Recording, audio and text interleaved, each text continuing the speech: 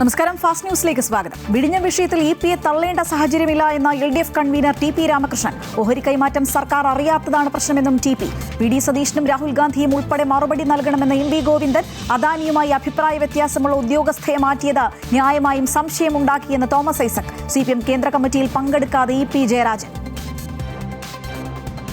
ടി.ഐ. മധുസൂദനന്റെയും K രാഗേഷിന്റെയും Dhanraj അനുസ്മരണ പോസ്റ്റുകൾക്ക് താഴെ അണികളുടെ രോഷപ്രകടനം. കമന്റ് ഡിലീറ്റ് ചെയ്ത് കമന്റ് ബോക്സ് പൂട്ടി ടി.ഐ. മധുസൂദനൻ. മുഖ്യമന്ത്രിയുടെ ഓഫീസിൽ സംഘപരിവാർ നേതാക്കൾ കയറി ഇറങ്ങുന്നു എന്ന ആരോപണവുമായി മുഹമ്മദ് റിയാസ് MLA. ലീഡർ നിയമനങ്ങളിൽ വിമർശനം. എതിർപ്പുമായി സമസ്തയും. മന്ത്രി കെ തുളസിയുടെ ഡ്രൈവറായി മുണ്ടൂരിലെ ഡിവൈഎഫ്ഐ നേതാവ് നിതിനെ നിയമിച്ചതിൽ യൂത്ത് കോൺഗ്രസ് പ്രതിഷേധം. ഇങ്ങനെ പോയാൽ മന്ത്രിമാരെ തെരുവിൽ തടയുമെന്ന് പാലക്കാട് ജില്ലാ സെക്രട്ടറി സതീഷ് തിരുവാരത്തൂർ. കേരളത്തിലെ ലഹരി വ്യാപനം ഭയാനകമെന്നും ഓപ്പറേഷൻ തൂഫാൻ വലിയ വിജയമെന്നും ആഭ്യന്തരമന്ത്രി രമേശ് ചെന്നിത്തല. 6182 കേസുകൾ രജിസ്റ്റർ ചെയ്തു. അറസ്റ്റിലായത് 6632 പേർ. ഇതുവരെ പിടിച്ചെടുത്തത് 35 കോടിയിലധികം രൂപയുടെ മയക്കുമരുന്ന്.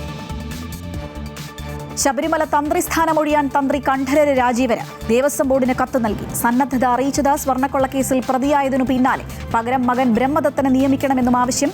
ദേവസ്വം ബോർഡ് തീരുമാനം ഹൈക്കോടതി നിലപാട് അറിഞ്ഞ ശേഷം.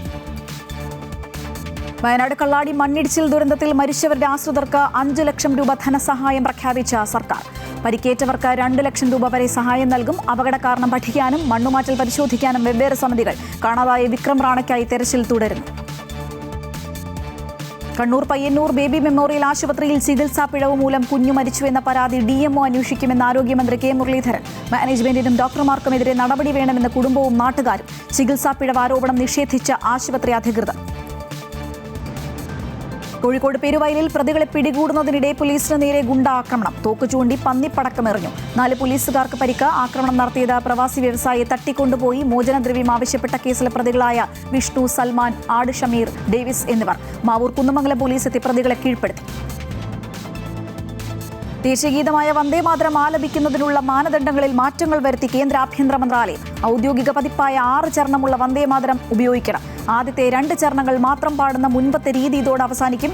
ആധികാരികത നിലനിർത്താനും രാജ്യവ്യാപകമായ ഏകീകരണം ഉറപ്പാക്കാനുമാണ് അടിയന്തര ഭേദഗതിയെന്നും ആഭ്യന്തര മന്ത്രാലയം. ലോകകപ്പ് ക്വാർട്ടറിൽ ഇന്ന് രാത്രി 2:30 ഇംഗ്ലണ്ട് നോർവേ പോരാട്ടം. ബെൽജിയത്തെ തോൽപ്പിച്ച സ്പെയിനും സെമിയിലേക്ക്. ബുധനാഴ്ച സെമിയിൽ ഫ്രാൻസിനെതിരെ പോരാട്ടം. നാളെ രാവിലെ 6:30 അർജന്റീനയും സ്വിറ്റ്സർലൻഡും നേർക്കുനേർ.